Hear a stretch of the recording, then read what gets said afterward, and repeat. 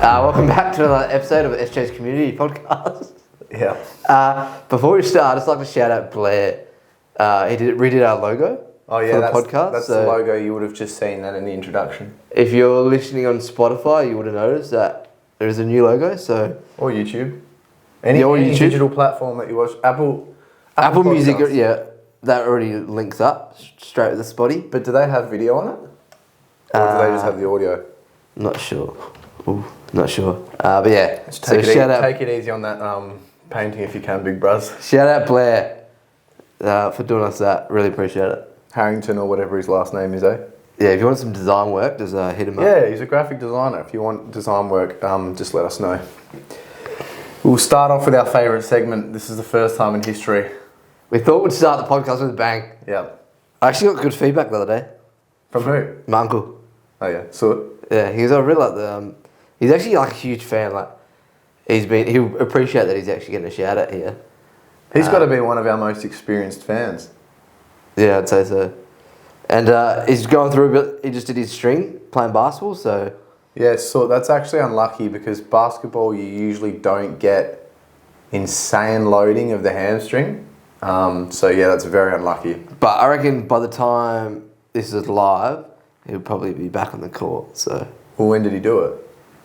About 2 weeks ago. Forced to quick. Oh. But it wasn't like he stopped it straight away. He was like, I just feel it. Yeah, maybe it's just a light strain. Yeah, so I don't think it was too bad. Yeah. But who knows? But yeah, so we'll start with the bang, over-unders. Here we go. Exercise, face pulls. It's overrated. Yeah, I agree. Yeah. I swear it went through like a huge trend. Like, it's not a bad exercise. Yeah, it's not a bad one. Like, if you enjoy it, still do it. But like 5 years ago, I swear, like a lot more people did it compared to now. Yeah, I agree. But also, just the way people do face pulls, like, majority of the time you'll see people standing up and pulling, and it's like, surely just stabilise yourself a bit. Like, sit on the floor, press your feet against something. Yeah. So then you're not just trying to fight stability, and you're actually just doing face pulls. Or do it on, like, a cable row. Yeah. Yeah, cable row is a good way to do it. Because you are, like, kind of locked in there with your feet. Not a bad exercise, though. Yeah. Sport gymnastics. Underrated. Yeah. Get hell jacked from it. Great sport. Great sport. Takes so much strength, speed, coordination, so much intricacy. And if you do it while you're young, it just sets you up. Yeah, I'll definitely, if I have kids one day, which is not looking promising, I'm probably going to try to get them to do gymnastics. You'll get there. You won't force them into anything, but yeah, you'll get them to do gymnastics. No, well, yeah. This is going on that kind of just age-old discussion where it's like you can't force your kids to do anything, but like when they're 4 years old, they're fucking very inexperienced human beings. Yeah. So I'm not forcing them to do anything. I'm just saying go to gymnastics. Yeah. What are you going to say? No, I like based off of my prior history and learning and understanding of life, I don't want to do it. If they say that, yeah, fair enough. I won't make them do it. Yeah, that's good. Last one, the random one. Visiting a new cafe.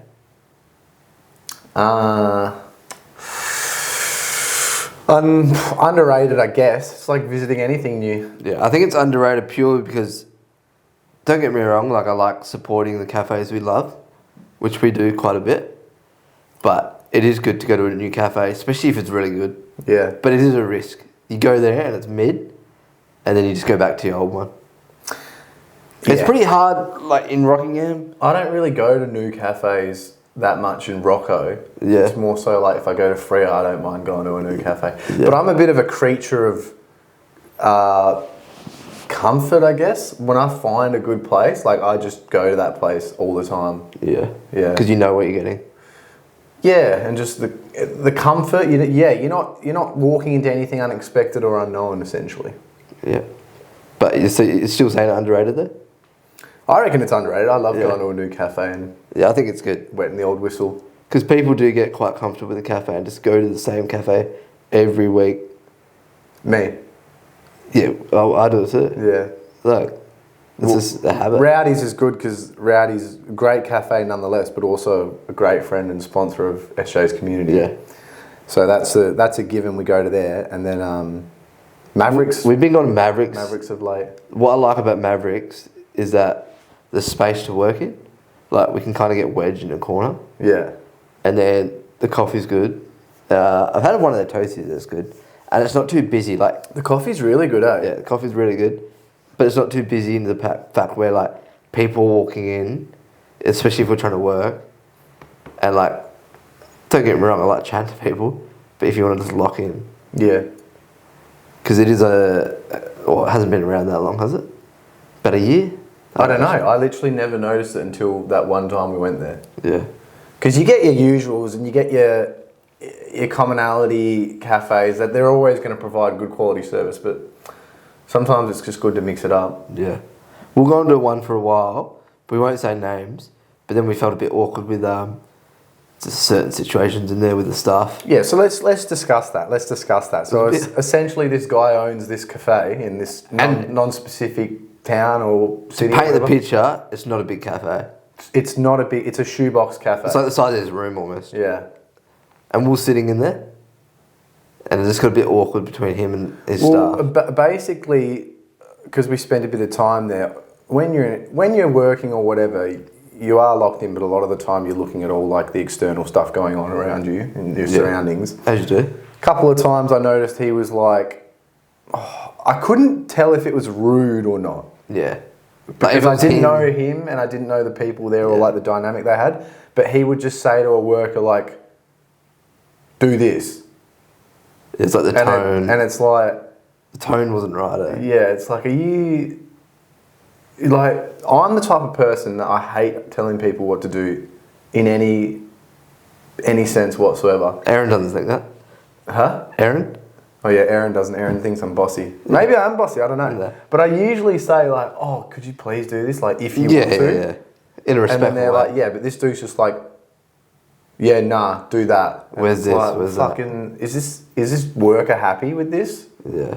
With this treatment? But it wasn't just one time. Like, it was several occasions. yeah, so we haven't really been back to that cafe. Yeah. We won't name names, but the real ones will know what we're talking about.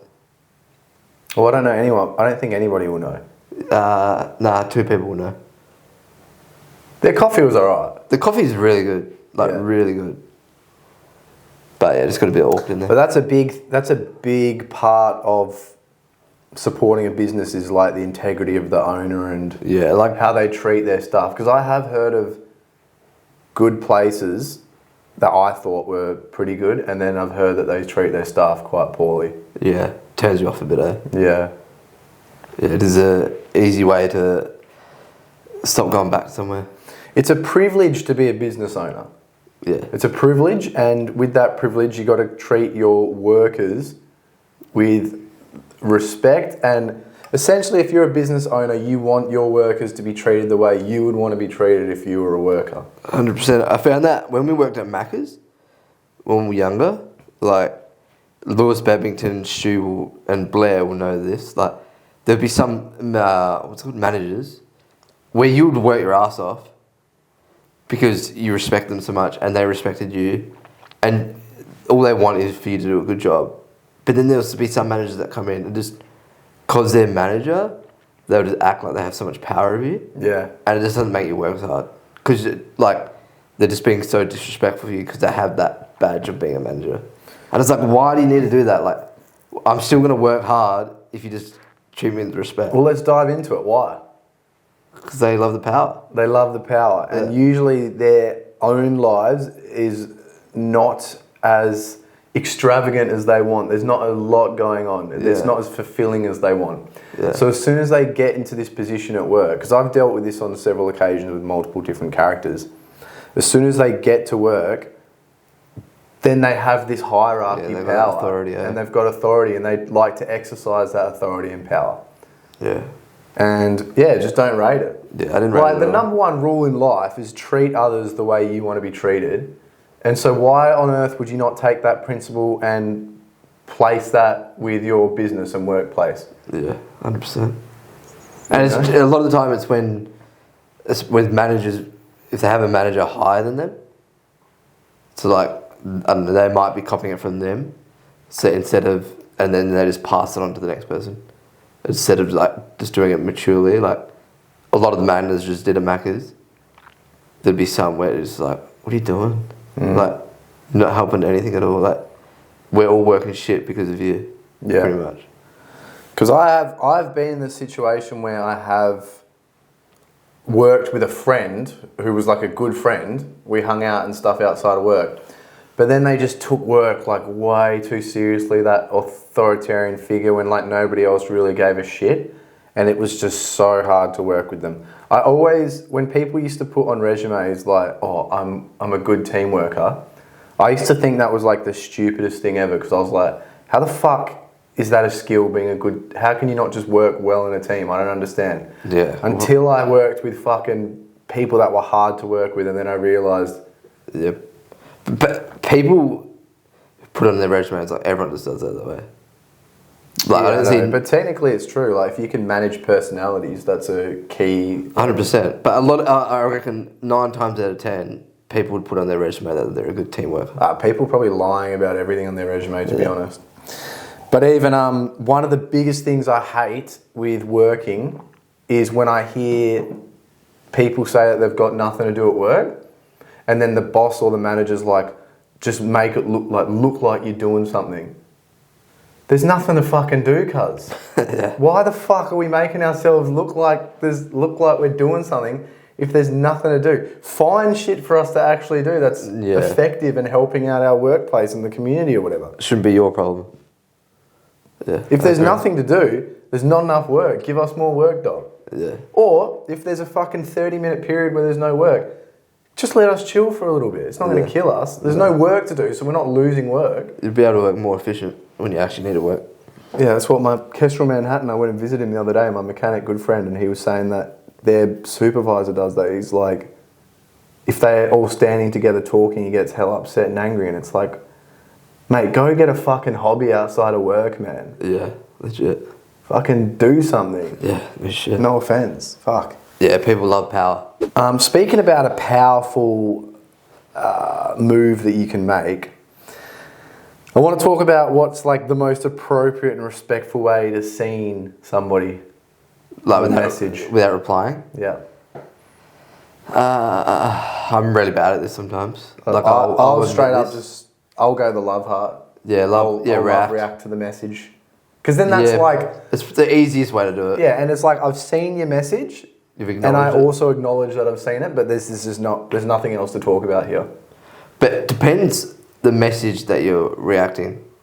Like if it's a long message and you need a response and they just react it, like that's of course. It's like if someone messaged you and said, my dad just died in a fucking bushfire, you can't love react it, can you? No. Of course it's context dependent. But yeah, I think to see our reaction is probably the best way to go about it. What about the just straight up read or the scene? I think that's better than just like, when you just don't open the message. Yeah. I'm pretty bad at that too. Yeah, I'm really bad at messaging. Really bad. Yeah, like a lot of the time I'll see a message and I'll go, I'll reply to that. And then fucking a week later I've just realised I haven't even replied to it. But what do you think is better? Seeing a message or just not opening it and then forgetting about it? What's better for what? Both parties or yourself or? Both parties. Probably reacting to it? Yeah, acknowledging. No, I'm not talking about reacting. I'm just either seeing it and not reacting or just not opening it at all. Like you said, it's context dependent. It depends what the message is. But I would argue not seeing it at all. Does that mean you've seen it but they... Yeah, like you've seen, you can like open a message, like you can hold it down and it previews a message. I'd probably say you seeing it but not reading it. Yeah, I think that's worse. Is better because... Oh, no, I think it's worse.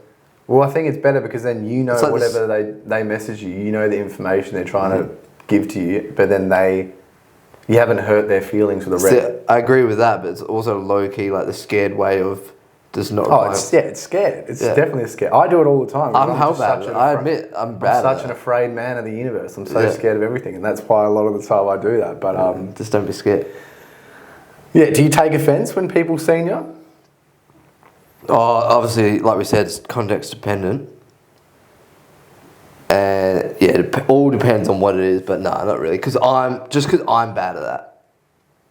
So, like, if I do that to other people, I don't really care when people do it to me. Yeah. So yeah, I think I'm not really too fussed. Yeah, fair. You? No, I don't really care. Unless I go out of my way to like message someone or and they just give me nothing back. I'm like, okay. Mm. Or I remember Mitch Kent used to get how angry because like he would send me reels, and one time like he sent me a reel and I lost it laughing, but I didn't react to it. Like I didn't tell him. Oh, in person, next to each other. No. How does he know you're laughing? Because he messaged me the other day, like a few days later, and was like, "Did you see that reel I sent you?" I was like, "Yeah, it was so funny." He goes, "Then why didn't you let me know? React to it." I was like, "I don't know." He goes, "That's how disrespectful." This was like 5 years ago. It probably would be different now. Probably it is a bit disrespectful. If somebody sends you a quality reel, you should you should give them respect. Like, that was good. We want more of that. And I agree. And ever since that day now, if there's a reel that someone sends me and I like, I always make sure. Well, I send you about seven. Yeah, but I see. I purposely don't. Yeah, because I just don't want to doom scroll them, so I purposely don't. They're quality though. If you just watched them and didn't actually scroll and just watch them, it'd be alright. That would be all the quality content you need in a day. Yeah, I know, but you know the way the doomies work. As soon as you get a few good ones, and you just the thumb just goes. Oh, I did it. I doomed this morning when I woke up for about 10 minutes maybe. Make you feel good? Well, I woke up and I doomed, and then I was like, fuck. And then I went on some dating apps and just fucking scrolled for about 5 minutes and then messaged a couple people on them. And then I just thought, like, you're a bit of a scumbag, buddy. You need to pull your head in. So then I was like, you know what? I'll go outside and do my cold dip. And my cold dip, I'll do like either 20 seconds or like a few minutes. Yeah. Just depends how I feel. All I need to do is get in the water and then that's the objective done. But because of that, I was like, I need to combat that shit start to the day. So I sat in there for 5 minutes. Yeah, so that's good. That's perfect. It's pouring rain and I was just getting pissed on with rain in the freezing cold water, just like, this is all right. Okay, I did that, but now this is like combating that. A bit of yin and yang, if you know what I mean. Yeah, I agree. Like, I used to always think that if you don't start your day off well, like your day's cooked, you're gone. Whereas now, I don't think your day is cooked if you don't start it well. But if you start your day well, it puts you in such a better position for the rest of the day. I agree with that 100%. But I used to think if your day starts shit, you can't really like resolve it. Yeah. Whereas now it's just, if you start shit, you just gotta action it quick, and just get back on the horse real quick. Like you did. Like, you obviously probably not the perfect way to start your day, and you acknowledge that, but then you went to the pool for 5 minutes. Mm. I actually had a consult a couple months ago, and I was talking to this woman, and she was like, "Oh yeah, you can always start your day again though." And I was like, "Yeah, I never thought about that." Yeah, that's a perfect way to put it. Yeah, because people will just, it's like if people fuck up a day, they'll just, it's like anything, whether it's the start of a day they fuck up, or like they're trying to build a habit and they mess it up one day, or they're like trying not to eat bad food and they'll just accidentally eat something bad, and then they just let the floodgates open. They're like, I fucked up, but there's no coming back from here. So true. Yeah, it's like when they'll skip the gym, so then a flow-on effect from that, they'll, I don't know, go get Yochi. Yeah. Like, that's just a bad flow-on effect. Where it's like, it's okay to fuck up. That's all life is just constantly fucking up. Yeah. But the important thing is that you recognize it and then just you're conscious of it and you go, okay, I fucked up. But that doesn't mean I need to mess up everything else really badly as well. I can just fuck up and then like reconsolidate myself and put my foot in the right direction essentially. Yeah, and it's exactly what you did this morning. Yeah, it's getting better. It's taken a few years. I remember back in the day, if something bad happened, I would just, I'd let loose a little bit. Yeah. Yeah. You used to do that with drinking. I used to drink, man. Like, you wouldn't drink for 4 months, then on a Friday, we'll have an event on, I don't know, and then Saturday, Sunday, you'll be backing it up. Yeah. I remember that's like a key memory from mine, is like, you won't drink, and then you'll go 4 days on the piss. Yeah. Yeah, I was like that. I used to be like that in the past. Even back in the day when bad stuff happened to me, like really bad, I would just turn to drinking straight away. Yeah. And like, I remember one time I got injured. I was at like South Freo, got injured, and then just as soon as I came back from injury, I got cut in like the pre-season, and then I just drank like basically every day for like a month. Right.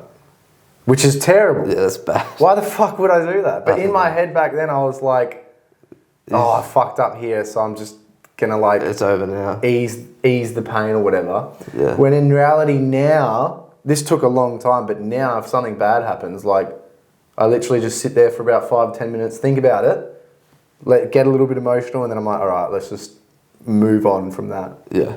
And that's just maturing though, isn't it? Yeah, definitely. Yeah, definitely. So. And now I've matured, so I won't get on the piss for 4 days. Yeah. Now I might drink and then I wake up the next day and I'm like, oh, that was good. Yeah. It's just like when you're hungover, like, it's so easy to just sit down in your ass all day and feel so shit. But if you get up and just like, I don't know, go outside for a walk, it's so much better for the hangover. Yeah. Like the other week when I was crook as a dog from being hungover, all I did was sit down on the couch and I was like wrecked. And then at 4 p.m. I went outside and that's when I only started feeling good. Like I was sick all the whole day. And then at 4 p.m. I went outside and I was like, why didn't I do this earlier? But it's actually like a form of self-sabotage. This stuff that we're talking about when the cookie crumbles and then instead of trying to like navigate your way through the situation, you just like continue to let it crumble. Yeah. It's just self-sabotage. You're like, oh fuck, this is shit. And so like whatever, I'm just gonna continue to be shit as a form of self-sabotage essentially. Yeah. Yeah. And it's so easy to do. So easy to do. Yeah. But you just gotta always think about how would you feel. Like after you got back on the horse, you'll probably feel a lot better. Yeah. Yeah, definitely. That's why it's pretty important for people to just expose themselves to hell annoying situations that they can actually control. So then when this stuff does happen, and yeah, just don't let one like bump in the road. It's so easy. Like it's so easy to let one bump in the road like just to cook your day. Fucking cook your day, week, month, potentially the next year of your life, depending on who you are. Yeah. Yeah. So true. Jump. I just wanted to mention that protein is really good. Yeah. But just because something's got protein in it, it doesn't mean it's fucking very good or healthy or anything. So true. Like I was walking in the shop the other day, and if you go down the aisle this is where like all the muesli bars and shit are. If you take a look around, there's like a section as just everything's protein. Like it just says protein. Obviously they're making a lot of money out of that. So you see the marketing side of things. But then you actually read some of the shit, and it'll say protein, and it'll have like 3 grams of protein in it. Mm. So I think this should be like a standardized thing. Like, if it says protein, it should be a certain amount. Do you agree? Like, what? Yeah. Like I can't say protein bar to have 3 grams of protein. Like a certain percentage of that product should be protein. Yeah. Yeah, probably. But then, like, people need to fucking think for themselves. 100%. I agree with that. But it's obviously just a trend at the moment. Like, there's now protein shots. Can you imagine if you just start gymming, like you were 18 and you never stepped foot in a gym, and you're training with the boys, and you get a pump, and then you get the shot, and you see a protein shot? Yeah, you'd probably buy it straight away. That's it. Like, I'm saying people need to fucking think for themselves, but at the same time, there was a time in the past where both of us were obviously had a very minimal amount of knowledge to do with training and nutrition and stuff, and we would have easily fallen for a trap like that. But what's the problem with a protein shot? What's wrong with it? Is there a lot of is there like 24 grams of protein in it? Like, what's the go? It's 20 grams. I think the BSC one, it's 20 grams of protein, but it's collagen protein. Yeah. Well, which I believe that collagen protein it doesn't have collagen amino acids. Yeah. For the muscle building protein. Yeah, collagen proteins, we spoke about this the other day.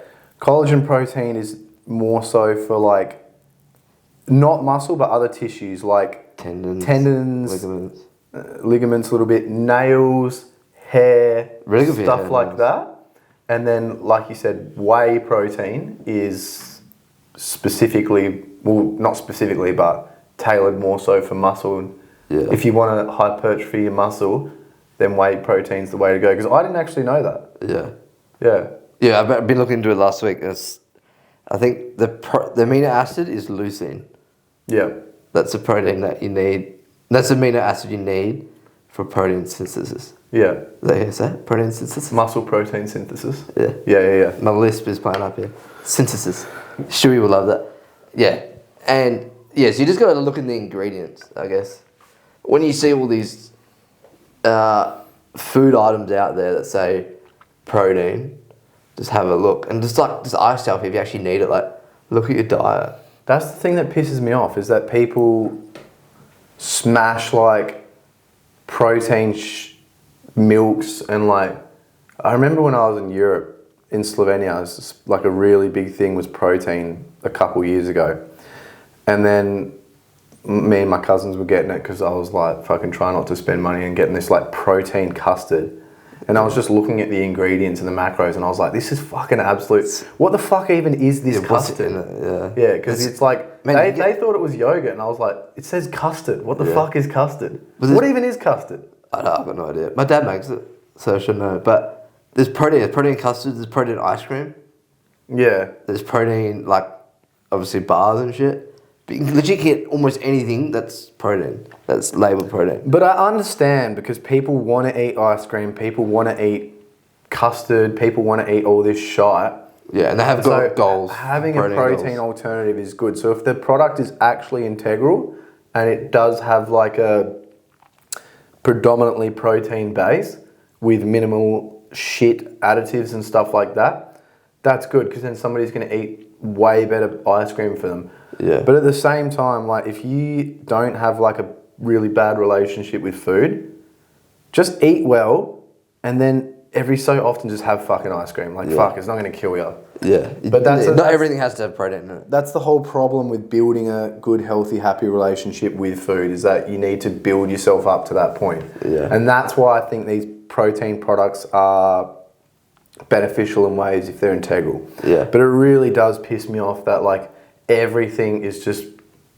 That's what it is. That's what the current trend is at the moment in protein, nutrition, is just spam protein. And don't get me wrong, like, if it's going to help your goals and all that, it's good. But just don't think that everything has to have protein in it. Yeah, I agree. Like, I think you just got to ask yourself, like, if everything you're eating with your diet is covering your macro needs, doesn't mean that you need to have that protein ice cream. Like, just literally fucking, like, if you don't have a good idea of nutrition, go to that, like, Australia Food Health little pie chart thing, or like the plate, and just look at that and eat similar to that. It's not that bad of advice. It's actually pretty good. Yeah. And then just continue to improve your knowledge, like, every so often. And going back to the collagen, is it to get the benefits for, like, your tendons and that, do you have to have it before you train? I believe that's... Yeah, research... Current research says. Research suggests from, I believe it's Keith Barr. He's like a tendon specialist, or a tissue specialist, but pretty sure he specialises in tendons. He has done a study. I believe it's him. I might be butchering this. But he did a study where it's 45 minutes before physical activity.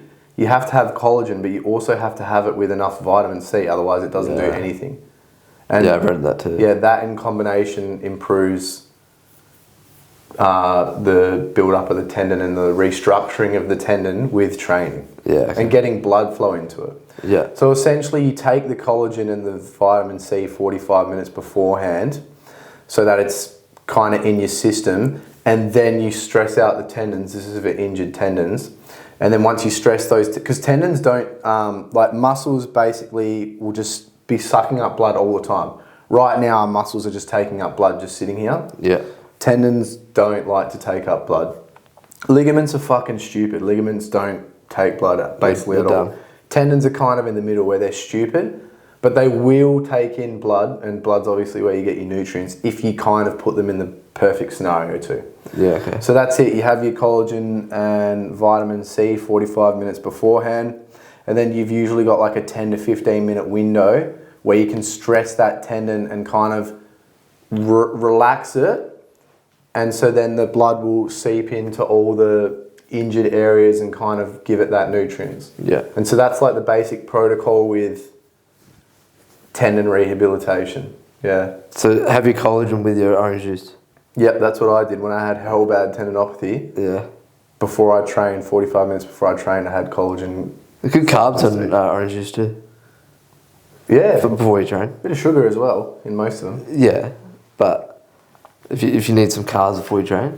But I also didn't know that collagen protein wasn't great for muscle hypertrophy either.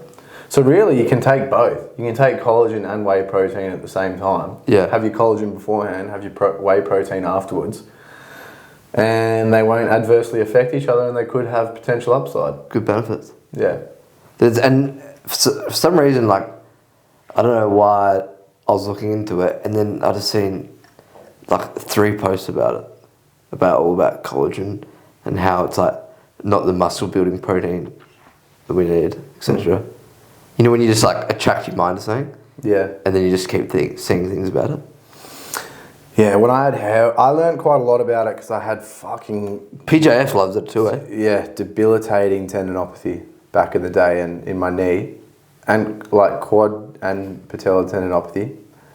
And yeah, I was just looking into heaps of Jake Tourer's stuff. And PJF also talked about it a bit. And then you hear about Keith Barr and a few of these other scientists talking about it, and that's really where I got my knowledge from.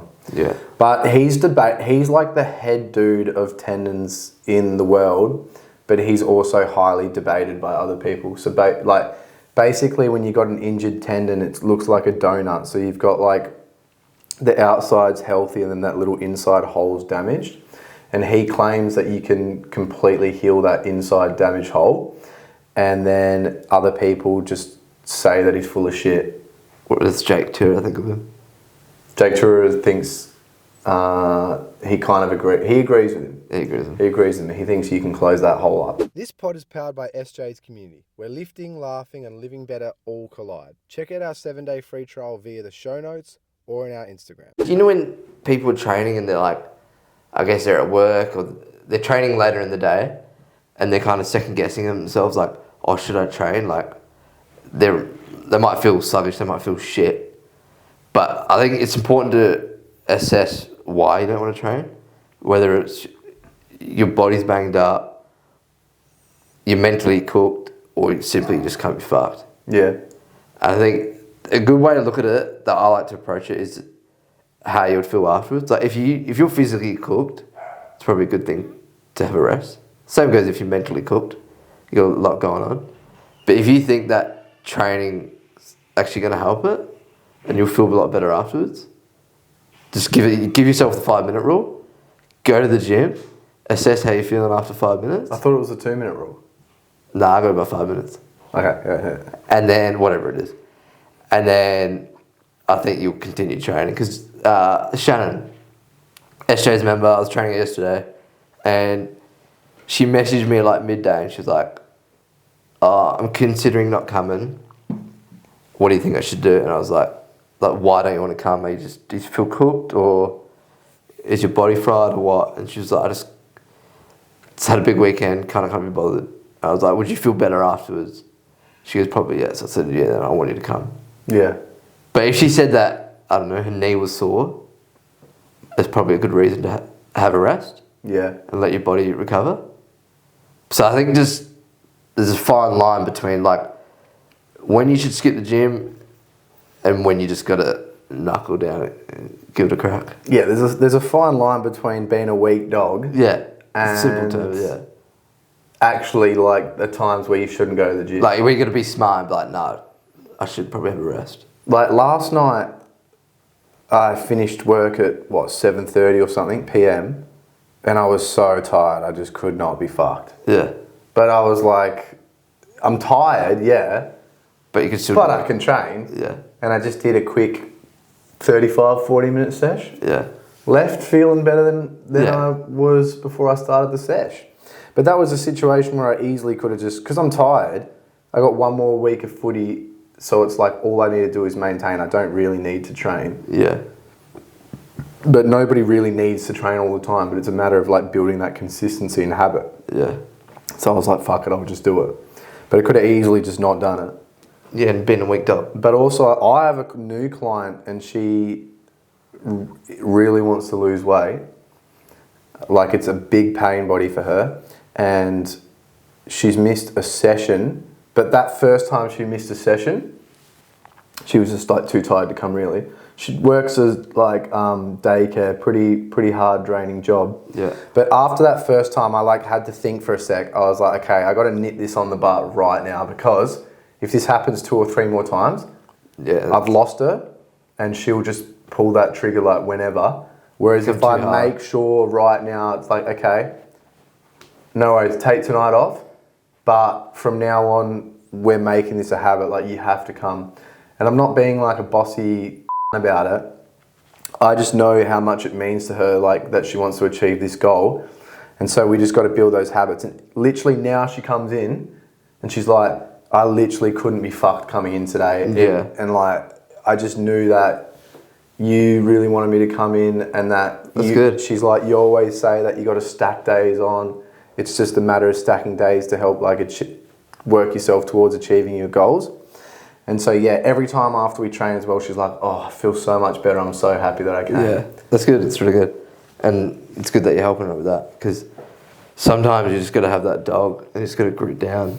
I've had a lot of clients that I've not been very stern like that. Yeah, there is a fine line where you got to assess the situation. Yeah, they just take the piss. Yeah, because a lot of people just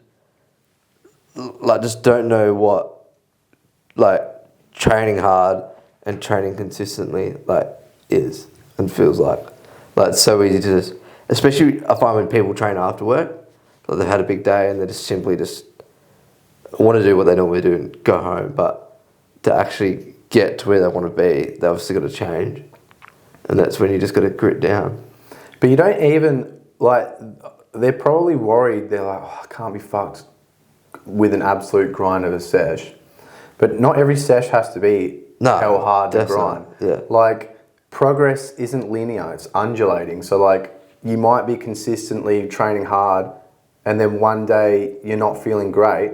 Instead of just not going, just like go, but just take it a little bit easier. Back a bit, yeah. And then that progress will be way more linear than every time you don't feel like going, you just don't go, and then it's just way more undulating and for the worse. Yeah, exactly. And just take it back a bit. Like, on days you're feeling shit, just instead of pushing the sets hard, just knock them back to a bit. But then that's where RPE comes into play. Yeah, RPE, best way for training for sure. Like, the best for everyone. But I get all my clients to do RPE. Like, even I have a mate that's just signed up, and he's like, I want to use just weights for my training.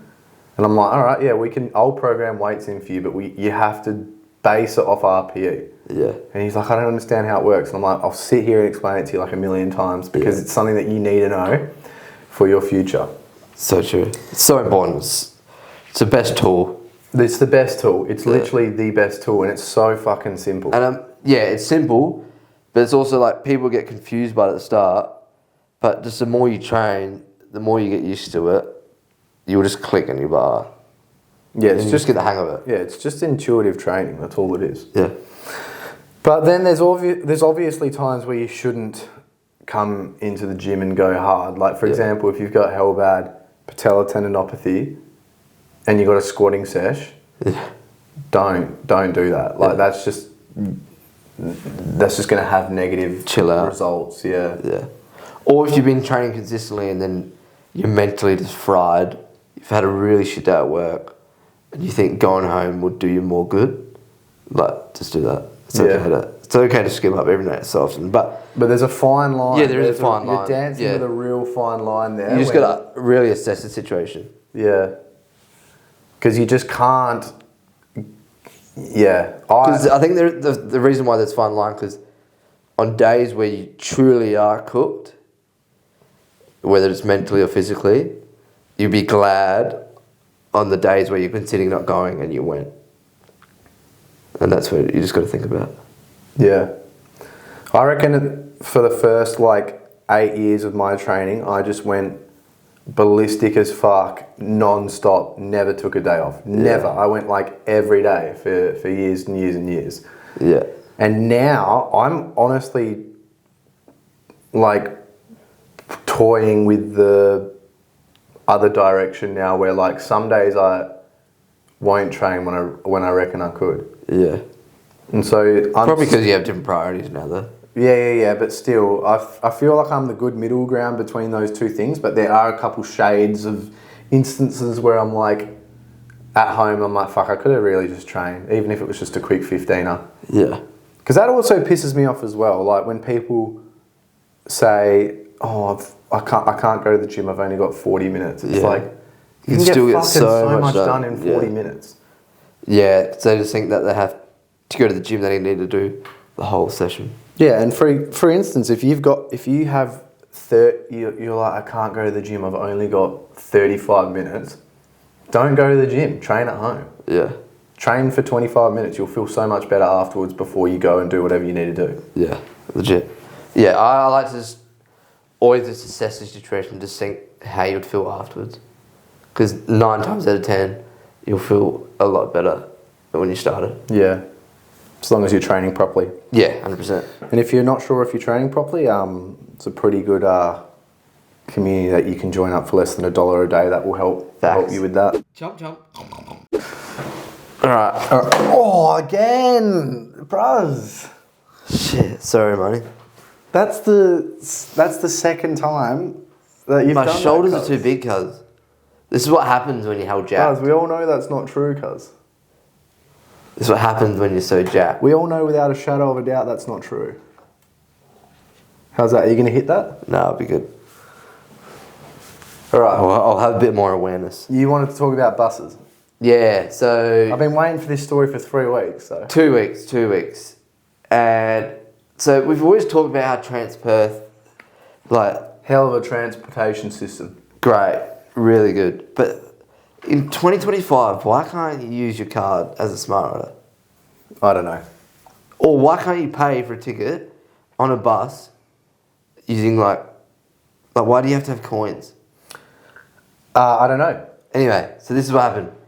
Caught a bus from Rockingham Shops near Revo to the trainer because I had to go to the city, didn't have my car. So what's that, a 3-minute bus ride? Yeah.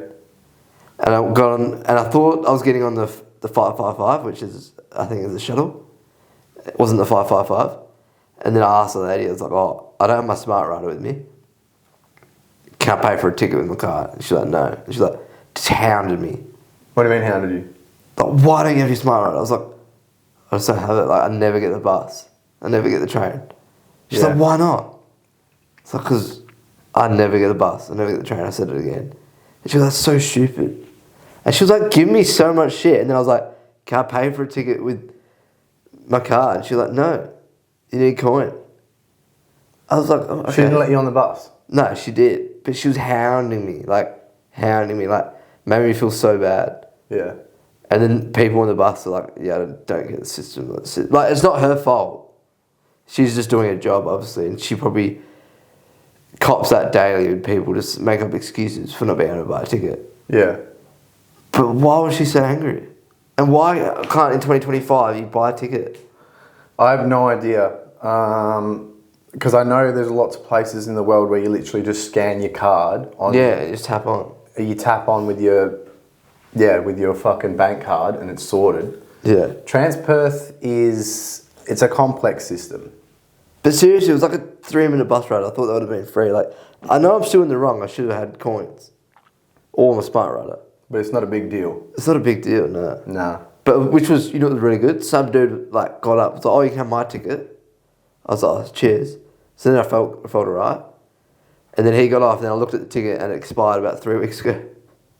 Fuck. Oh, so that's why she let you on, because you had his ticket. Well, I think either way, she just said, "You'll get a fine."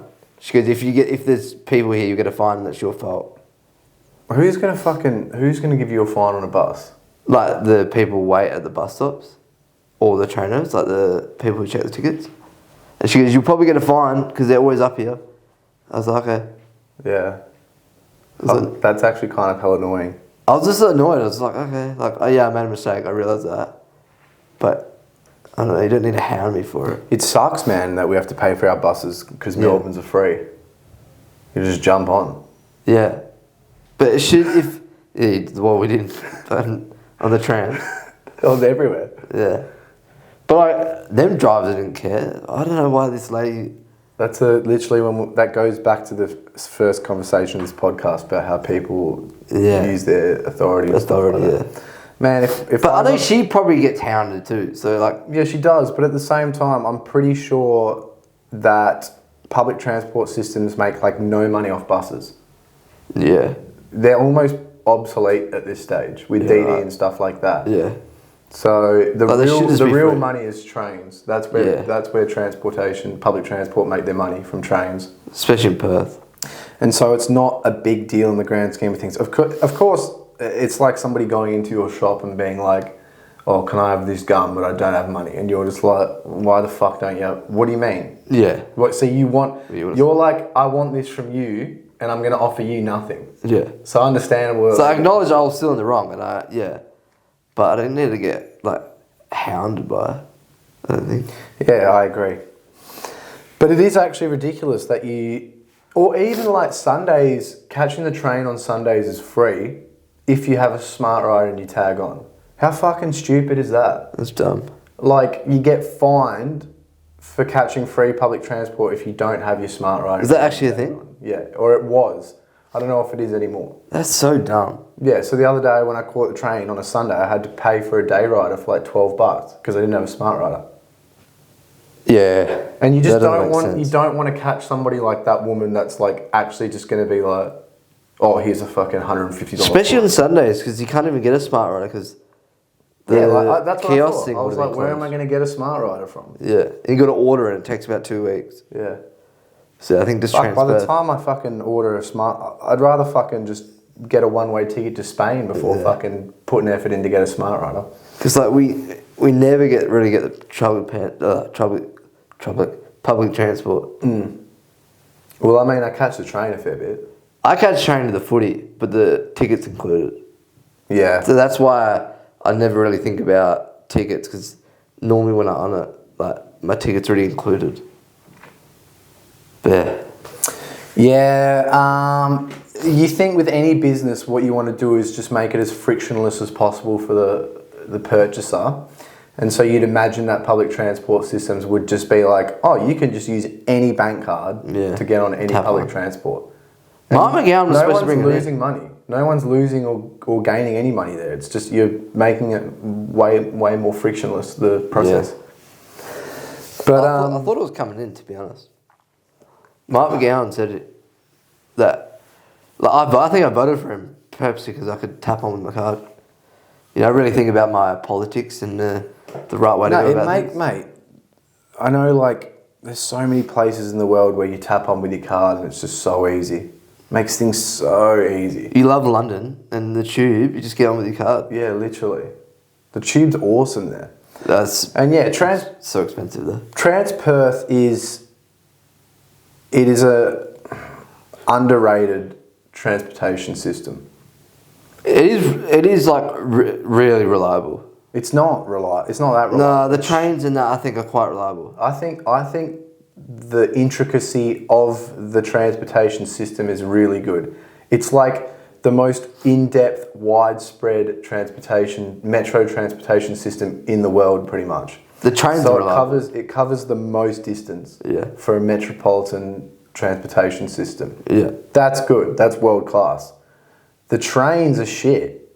They're pretty reliable though. Like for time wise. Yeah.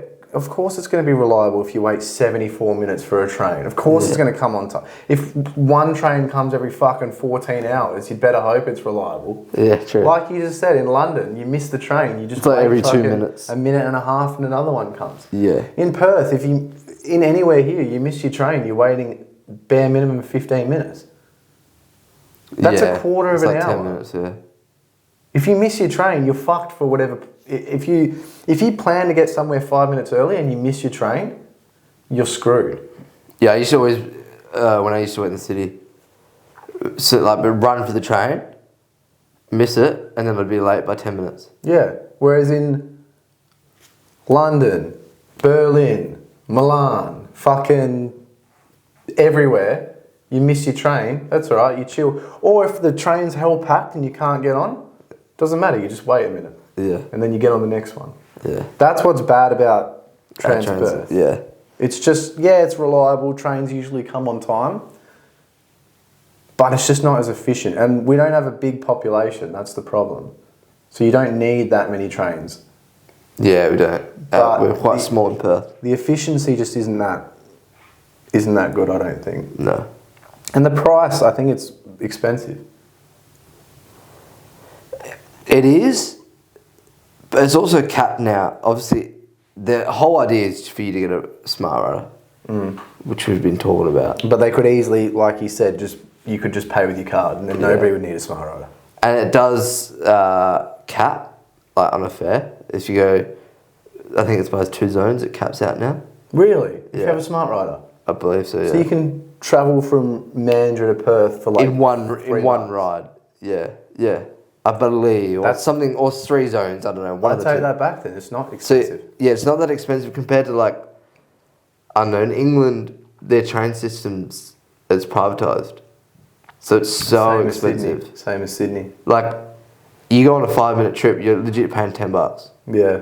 And it's so cooked. Like, Yeah. that's $10 for a 5-minute train ride. But that if you live in England, get a push bike, man. Yeah, 100%. You'll ride from fucking one side of the country to the other in 4.5 seconds. Like, why are you even catching the train? Sheffield to London. Yeah, Sheffield to London in like 2.5 minutes on the bicycle. Yeah. But yeah, I mean, man, in Berlin, I got a month for €9 of unlimited travel. That's so good. And I'm pretty sure that was just a deal at the time, but I mean, that's... And the trains are huge, eh? Like double story and that. Yeah, so inexpensive. But fuck London and Sydney for being like held posh dogs and privatising all their shit. That's their fault. Yeah. Mate, people in Sydney wouldn't wipe their ass with us. They think we're fucking like They don't even bottom feeder, scum of the earth bogans. They don't even know who we are. Yeah. When, this is my shtick with Sydney, they wouldn't even wipe their ass with us. Yet, they're the people that are struggling with fucking a housing crisis. All their stuff is super expensive because they decided to privatise it and sell it 40 years ago when we didn't. All their money is ours from mining. They would be fucked without us. Yeah. We're the backbone. I've always said, if we just went, okay, WA is just going to disband and become their own country, fuck, the East is screwed, man. Yeah. They rely so heavily on our mining for the country, but then they're the fort, don't we? They're the first to fucking bag us out. Yeah. The whole East, though, in general, to be honest, Yeah, bag us out. which is so annoying. But they won't even acknowledge, like, oh yeah, for example, the tolls in Sydney. It costs like $40. Can you imagine doing that? Costs like $40 a day for some people to Imagine drive having to to and think from work. like, oh, I gotta drive this way to avoid the tolls. Yeah. So they've got like all these issues like that. Like young people there can't afford the cost of living. But then they just don't... You could be like, oh, Perth doesn't have any of that. Yeah. It's all public. And our beaches are actually good. We got sick beaches. It's super quiet. Yeah. And then they'll just like... They won't even acknowledge it. No, but we don't have Bondi, eh? No. Or Manly. Circular Quay. We don't have a Circular Quay here. Got Elizabeth Quay, which is mid. Yeah. Don't get me wrong, Perth's quiet, but I think Perth is probably the most livable place in Australia, and we have the least problems in comparison to especially Sydney. And our weather's good. And so every time I see some Sydney person like fucking shun me, I'm just like, mate, take a look at yourselves. Yeah. Look at the predicament you're in. How can you even be audacious enough to slack off me or whatever? I don't know what term you'd use. Yeah, that really pisses me off. Yeah, I just get annoyed when East Coast people say that like there's nothing going on in Perth, which, yeah, our city doesn't have much going on, but just have a look around. Yeah, because there doesn't have much going on because we're fucking chilling at world-class beaches all day. I literally fucking ride to the beach and you'll be the only one there. And I'm the only one at about there, 35 degrees. Yeah, that's a bit of a... It's an interesting... I was going to say something, but I forgot. We're not patriotic to WA at all. Nah.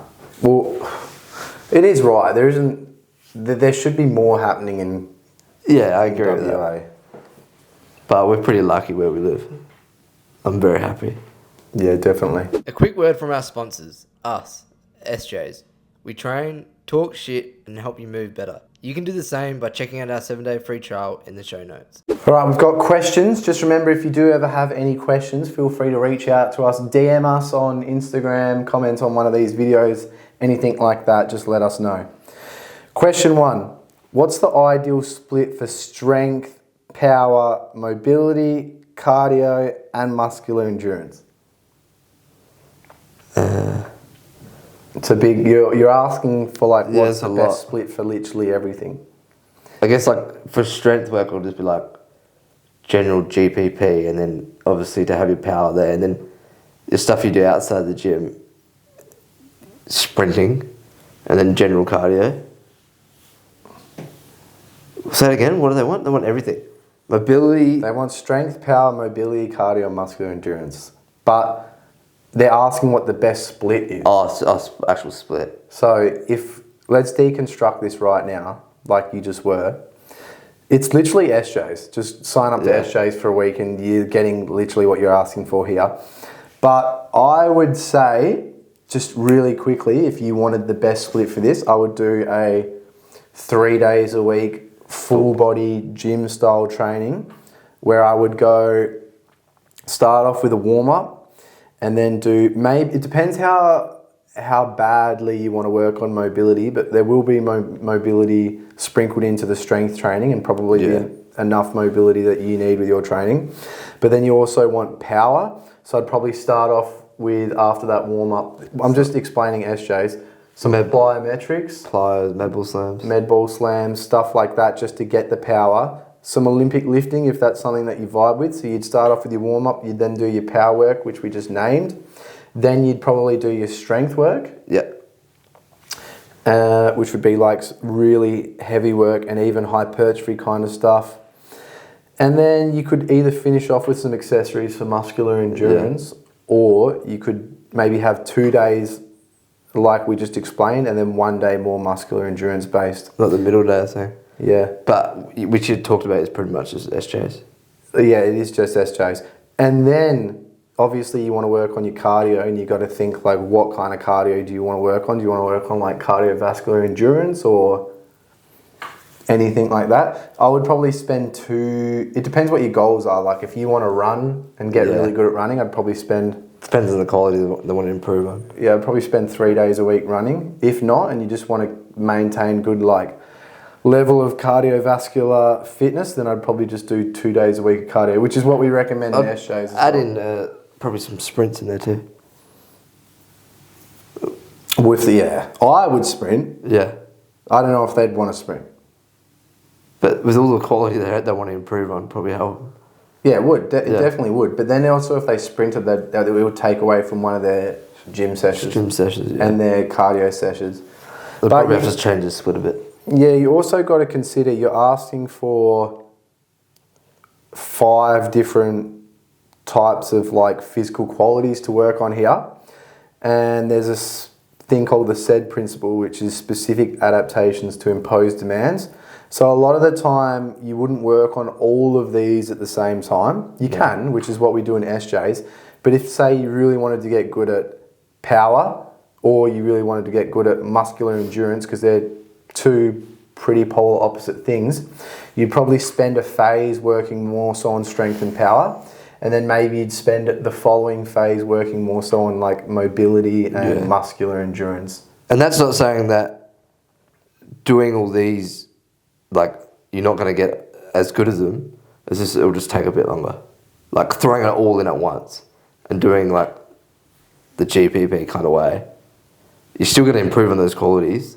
It's just not going to be as quick as if you said it the way you said it, when you just focus on one type of quality at once. Yeah. Yeah, definitely. But yeah, 3-day full body. 3 days full body, 2 days cardio. You could go like one intense day of cardio, one like low level cardio day. And then with the other things like say mobility, for example, you can sprinkle that in with that warm up, but you will also get it through your strength training. Yeah. And then if they came back to you and they said they wanted to sprint, would you like change it either to like a upper lower full body and they sprint between the upper and the lower sesh, or would you stick to the full body and get into a sprint on like the Sunday after they've had 2 days rest from the gym? Or would you rather? Yeah, I would probably do that. I'd probably still do 3 days a week full body, and then the Sunday, I would get them to sprint, and then the Monday training strength would be more so upper body focused. Yeah. But also you'd have some leg work in there because hamstrings just take so long to recover. Yeah. Depends the age of this person as well. 100%. But go to SJ's. You get a week for free and you'll have the exact kind of split you're looking for there. Yeah.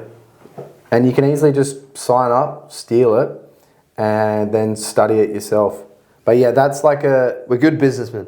That's a specific example of what you're asking for that you can actually look at and like look at the logic behind it as well. Yeah. And practice it yourself and see how it feels. Because you might want to do all this stuff, but it also could be pretty challenging, pretty time consuming, or you might just not like it. Yeah. Question 2. If you could go back to a 9 to 5, what career would you consider? Oh, I think it would involve sport in some way. But I've always kind of said to myself I'd like to work at like a footy club like Eagles. So, we're talking about other actual job. A 9 to 5? Yeah, but I'm saying like I said working at Eagles, which can be a 9 to 5. But do I have to talk about the actual job? Well, would you do anything then? Yeah, I wanted to be the water boy. I would happily like pick the balls up at the training. That's not a 9 to 5 though. It is. I don't think it is. It still is. Maybe they're talking about more like office job. No, they're not. They're just talking about 9 to 5s. The person that, like the store person at the Eagles, I don't think they're a 9 to 5. Okay, either marketing at Eagles. Probably be that, I reckon. Yeah. Yeah, I'd say. Something to do with sport. Yeah. I'm the same. I'd like to stay in sport, but there's not really a lot of good 9 to 5s in sport, I don't think, or ones that I'd like. What put me off sport is, like, because I obviously go for the Eagles, and you got to work on the days they play. So I thought like if it would put me off the love for the game. Because like, I don't know, if you just want to watch the game, but then you got to do work and you don't actually get to watch the game, if it would put you off a bit. Yeah, so maybe that's not the 9 to 5 that you'd want to do. I know, but I still want to give it a crack. Surely marketing actually, they would be posting during games and stuff like that. Yeah, they'd just be working. Or just like just doing a job where you help people. Yeah. Somewhere. Like a charity thing. I would probably be leaning right now, if I had to start a 9 to 5, I'd lean into psychology. Oh yeah. Probably become a psychologist. Yeah. Yeah. That'd be pretty cool. I feel like I already do that with my mates, friends, even as a clients. PT, yeah. Yeah, like a lot of PTing is honestly learning about like human psychology and then just trying to implement like good strategies and behaviours for people, working out what behaviours they have that are potentially detrimental to their lives, like areas they could work on. And I do enjoy that, so I wouldn't mind honestly doing. Yeah, that'd be cool. If I had to go to university right now, I would either do a sports science degree or I would do psychology, and it's like really split between the two. Yeah. Yeah. Sports psychologist? Sports psychologist would be, that's it. I'd honestly love to be a sports psychologist. That'd be really sick. It would just be so draining though. Yeah, it would be. Such a draining job. It would be rewarding. Yeah. If not that, and it was like a true 9 to 5. Simple 9 to 5. Maybe like I don't know. I could never work in corporate. Yeah, I couldn't. Like, I'd struggle with that. I've never worked in corporate and I don't think I ever could. Yeah, I'd struggle to work in a job that's like so set on rules. Like, when I worked in the office, it was a really good workplace and it was really flexible. But, like, for example, like a government job where if you walk in at 8:02, you got to leave at 4:02. Like, you can't leave a minute earlier. Government. What about local government? So I think they're the same, aren't they? Similar? Bros, I used to leave. Yeah, no, but it's different. Like, government, because we shared a workplace with government, man, they could not leave a minute earlier. And they couldn't even, if someone gave them a gift, like chocolates, they'd have to get it approved to accept it. Yeah, that's cringe. See that I could never work in government. Like that type of way, like there's just so many rules. I don't know. I reckon local government, when I worked in it, was so easy. You but that's different. Couldn't get sacked. There's a difference between local gov and government. Yeah. So there too. I'm not. Government's literally just loser version of local government. Yeah. Like, we all have the same rules. Like, if I was ever gifted something, I was meant to make an acknowledgement about it, but I wouldn't. Yeah. Because I'm not a little loser. I would just be like, oh yeah, thanks. Yeah. I would leave early from work heaps. Maybe that, my old job. I could. Council? Yeah, but now that no, it would be either a psychologist or it would be community services, helping the community. But now that helping people in some way. Yeah, now that I've done I've done with the 9 to 5, it's not something that excites me. No. That much. It would, like, if I could work 9 to 5 as a PT, that would be. Yeah, that'd be cool. That would be cool, but it's not a traditional 9 to 5. But no. Now I definitely lean more heavily towards not 9 to 5 jobs. Like longer days, but shorter work. No, just random shit. That's just not a 9 to 5 job. Like, I like riding as well. That's not a 9 to 5. No. I love traveling. I would love to travel and vlog it or like do something in traveling. That's not a 9 to 5 either. Yeah, like the modern day. All the things I'd want to do aren't really 9 to 5s. No. Except psychology. I don't know. It's a long time. If psychology was like I don't know. 4-year degree? That's what, 8 years. It's a 4-year degree. Yeah, but then you need to do. Do you have to do another degree afterwards? I don't think you have to. Or to get like the license or something? Yeah, I think you have to do a year. Yeah. That would be, yeah. That'd be cool. It's learning the mind. Would you classify an S&C coach working in like an actual sporting club as a 9 to 5? Technically, yeah, but the person who asked this question probably wasn't going down that field. Yeah, that's it. Psychologist. That's what I would do. Yeah. I'd say marketing and AFL. Eagles. All right. If question 3 is strength training becoming too complicated for beginners? Yes. Yeah. So there's so many things out there, like we've said many times, like people have so many like access to things online where there's just so many people saying shit and they could just get so confused whether it puts them off starting. Yeah. Because they're just like, I don't know where to start. Yeah. And also it's just like, if you're a newbie, you're going to get gains 100%. from anything. Anything will literally provide us a novel stimulus to your body. You increase muscle, you improve in strength. Yeah. Doing whatever set, rep range, whatever. And so you literally don't need to worry about the best science-based exercises or principles when you train. You just need to train. Yeah. When I first joined the gym, I literally just did every exercise that I knew. So I'd do an upper body day and I would do like 3 back exercises, 1 chest exercise, shoulder exercise and like arms. Yeah. Just because I knew what they were and I got like wicked gains. And then I learnt over time. Whereas back in the day, if I knew about all this science-based training, I would have definitely fallen into the realm of that and tried to find like the best possible ways to train. Obviously, you have to have a general understanding and to understand simple things like rep ranges, like the physical quality you're trying to work on, whether it's like strength, speed, endurance, hypertrophy, all that basic stuff, you just have to have like a basic knowledge of that. General understanding. Yeah, general understanding. But you don't need this science-based training pisses me off. And you don't need to worry about it too much. Yeah, this small, like you lifting the bench up 10 degrees to target like a more specific area of your chest or something like that.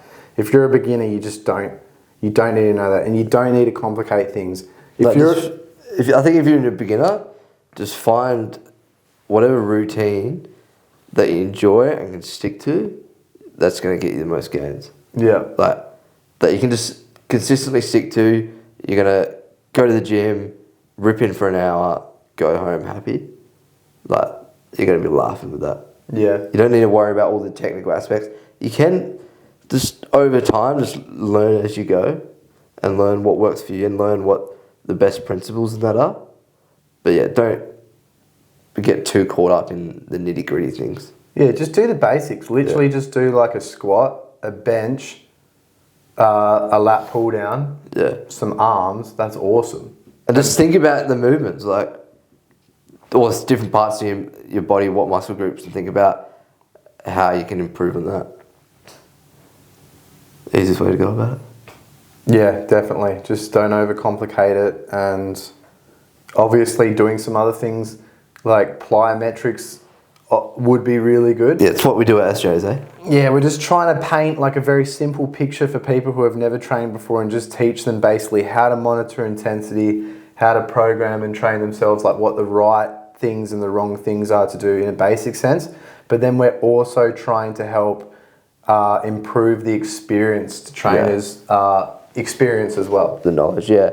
And 100%, like we said with the new people, like Izzy, for example, she signed up to us online and in person, but we were like, she was a bit worried with the exercises on the app. And I was like, just get comfortable doing the ones you know. Obviously ask us and we'll show you how to do them. But to begin with, just do the ones you know well and then slowly dabble in adding in the ones that you want to learn. Like, don't get caught up in like, just skipping it all together because you don't know how to do the first few exercises. Just do the ones you know well and then slowly add it in. And then before you know it, you'll be just doing it more. Yeah, there's like I forgot, what are those wave line things called? I don't know what they're called. It's like a... Frequency? There's like a frequency line where you've got someone that starts training and they're like, I'm just going to go in and do like a leg exercise, a chest exercise, a shoulder exercise and a back exercise and I'll be sweet until I'm tired. And then it goes down to like the middle part where it's someone that's like middle-ish intermediate experience and they're like, I've got to do this to this intensity and I've got to do this specific exercise at this different degree to try like provide the optimal stimulus for my chest or whatever. And then it goes back to like a 10+ year experienced lifter and that lifter's like, I'm just going to go do like legs, chest, back and shoulders until I'm tired. Yeah, you'll get 100%. Yeah, so as a beginner, you kind of just want to take that simple approach, and then as you progress better, obviously delve into the weeds of things, but you'll eventually just get back to a stage where you train super simply as well because simple works. Yeah. Do the basics well. Yep. Thank you. That's a wrap. What do we say to the people? Thanks. If you can help us by sending this to your mate, to your cousin, to your wife or partner or husband, that really helps us out a lot, so then we can continue doing this. And then, as we've said many times, if you want good training, we have it all just for $1 a day. And give Blair some love on his artwork. Thank you. Yeah, thanks. Yeah, nice.